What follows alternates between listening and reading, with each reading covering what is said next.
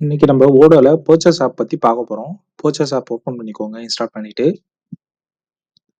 இதுல புதுசா purchase order எப்படி கிரியேட் பண்றதுன்னு பார்க்கலாம். இது ஏற்கனவே கிரியேட் பண்ணது. நியூ குடுத்தீங்கன்னா உங்களுக்கு புது ஃபார்ம் ஓப்பன் ஆகும். அதுல நீங்க புதுசா ஒரு பர்ச்சேஸ் ஆர்டர் கிரியேட் பண்ணிக்கலாம்.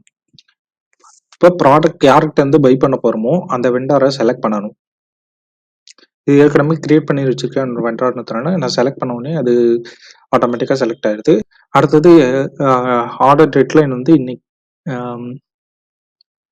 என்னைக்கு வேணுமோ அன்னைக்கு கொடுத்துருக்கீங்க. எக்ஸ்பெக்டட் அரைவல் ஆர்டர் குடுத்து எத்தன நாள் கழிச்சு இங்க வரும்ன்றத நம்ம இங்க கன்ஃபார்ம் பண்ணி தேவைன்றத இங்க கன்ஃபார்ம் பண்ணிட்டு குடுத்துக்கணும்.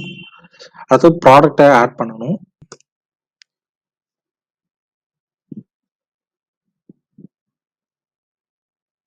கொட்டேஷன் அனுப்புறோம். அவருக்கு சென்ட் பண்றோம் இத.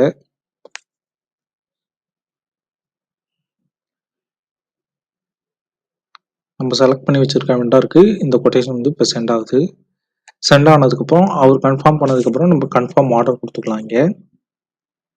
கன்ஃபார்ம் ஆர்டர் குடுத்துட்டதுக்கப்புறம் ரிசீவ் ப்ராடக்ட் அவர் அனுப்பியிருப்பாரு. அதுக்கப்புறம் ப்ராடக்ட் ரிசீவ் ஆனதுக்கப்புறம் ரிசீவ் குடுத்து வேலிடிட்டி குடுக்கணும். இன்வென்டரியில ப்ராடக்ட் ஸ்டோர் ஆகும். வேலிடிட்டி குடுத்தீங்கன்னா உங்களுக்கு வேலிடேட் ஆகும். இப்போ வேலிடேட் ஆயிடுச்சு. அடுத்தது வந்து திரும்பி பேக்ல வந்துட்டு கிரியேட் பில் கொடுத்து பில் கிரியேட் பண்ணுவீங்க. கன்ஃபார்ம் கொடுத்துட்டு பில் கிரியேட் ஆயிடுச்சு. அடுத்து பேமெண்ட் பே பண்ணிட்டு பிரிண்ட் எடுத்துப்பீங்க. பேமெண்ட் பண்ணியாச்சு. இப்போ இது வேணும்னா பிரிண்ட் கொடுத்தீங்கன்னா பிரிண்ட் ஆயிடும்.